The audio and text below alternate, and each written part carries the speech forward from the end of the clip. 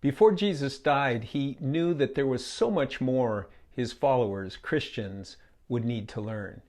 And knowing his departure from earth was near, he made a provision for each and every Christian from that point forward to continue to learn of his wonderful truths. In this video, we're going to take a close look at that provision. We're going to look at the Holy Spirit and the role he plays in Christians' lives.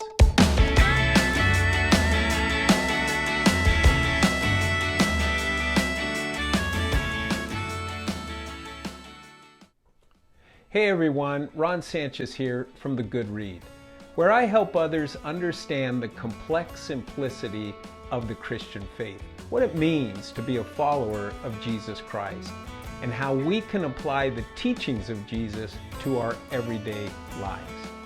Before we get started, if this is your first time watching, make sure you hit the subscribe button and check out any links that may be listed below for additional videos and resources that will help bring clarity to the often misunderstood and misrepresented truths of Christianity.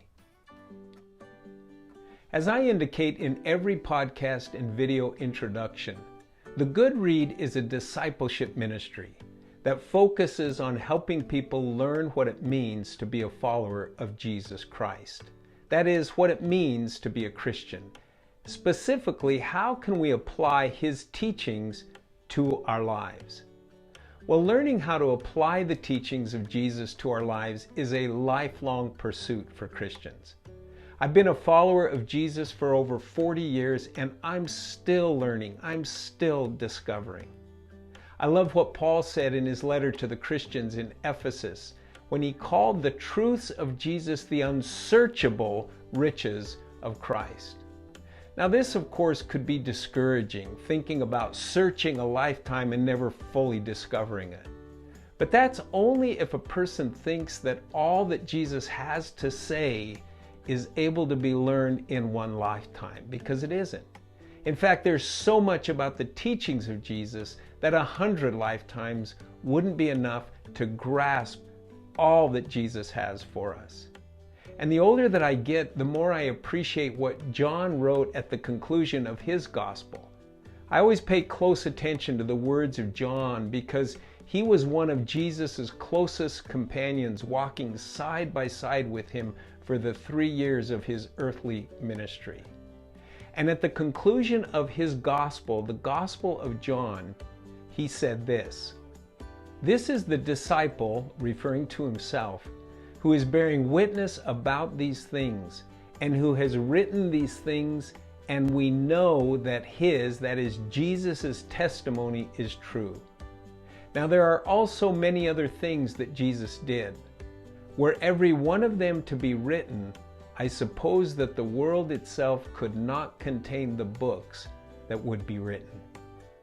Now there are people who memorize entire books of the Bible. Unfortunately, I'm not one of those. I just have a tough time doing that and retaining it.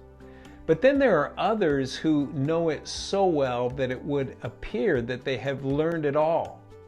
But you see, Jesus, knowing that there would be so much more that we would need to learn and he would want us to learn, made the provision for us learning by giving us the Holy Spirit.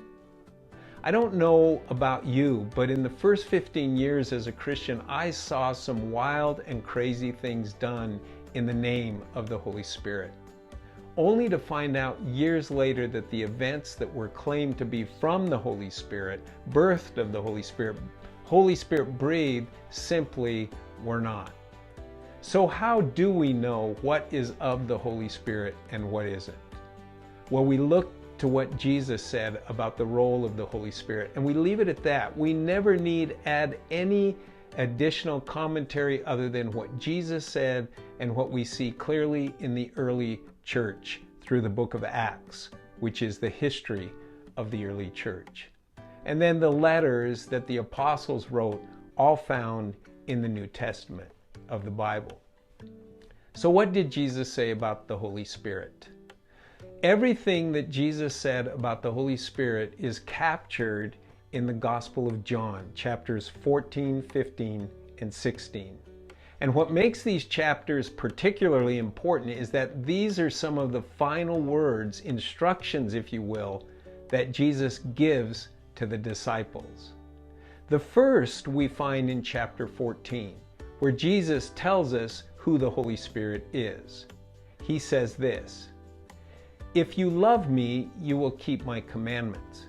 And I will ask the Father, and he will give you another helper to be with you, even the Spirit of truth, whom the world cannot receive because it neither sees him nor knows him.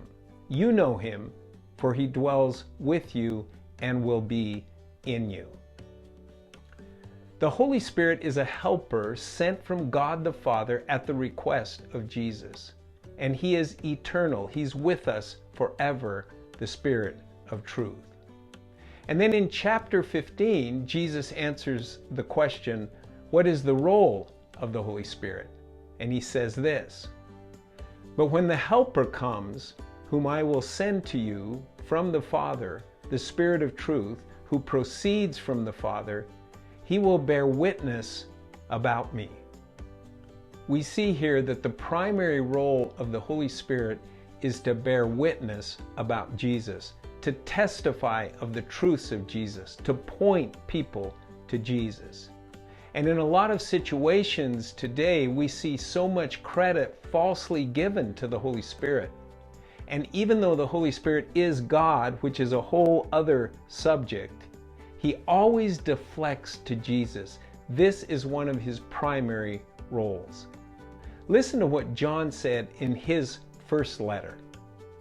"Beloved, do not believe every spirit, but test the spirits to see whether they are from God. For many false prophets have gone out into the world. By this you know the Spirit of God. Every spirit that confesses that Jesus Christ has come in the flesh is from God. And every spirit that does not confess Jesus is not from God. This is the spirit of the Antichrist, which you heard was coming and now is in the world already." What is John saying here?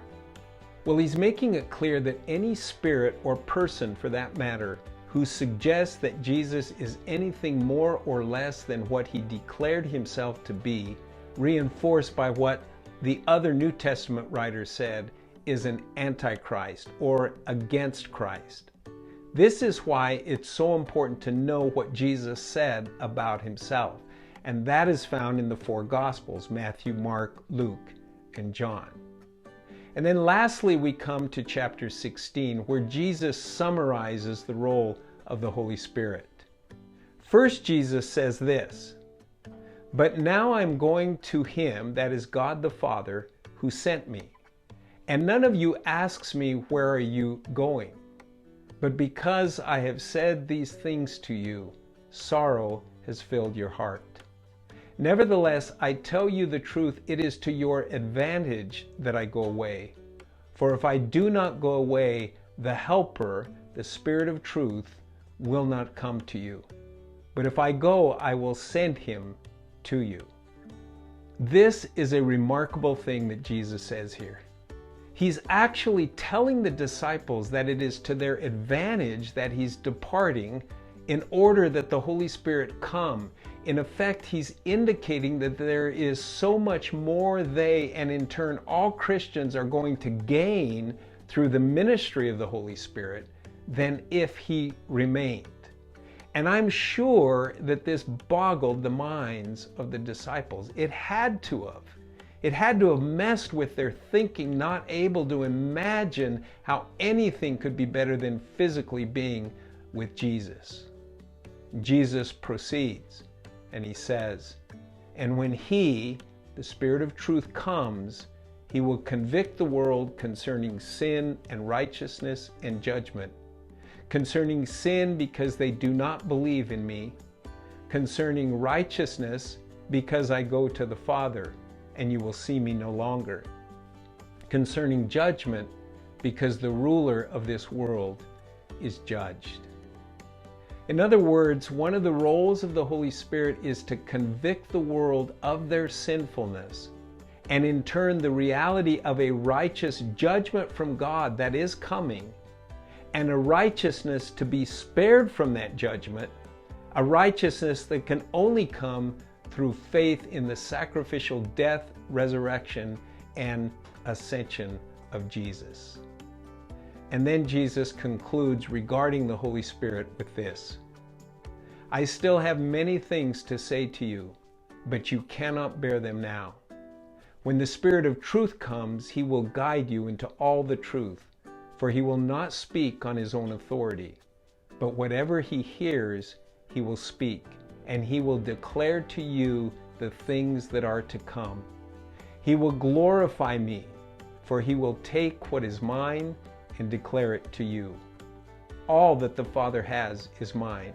Therefore I said that he will take what is mine and declare it to you. This summarizes what the role of the Holy Spirit is: to guide people into all truth. And that truth is none other than what Jesus declared himself to be: the way, the truth, and the life. Oh, how I wish I would have understood the depth of this truth about the Holy Spirit 40 years ago. It would have spared me from so much of the crazy and confusing things I saw done in the name of the Holy Spirit, things that simply were not true. So what is the role of the Holy Spirit? To convict the world of sin, righteousness, and judgment. To guide people into all truth. To tell us of things to come. To glorify Jesus, which means to reveal the majesty of Jesus, and to declare all of the wonderful things about Jesus to us.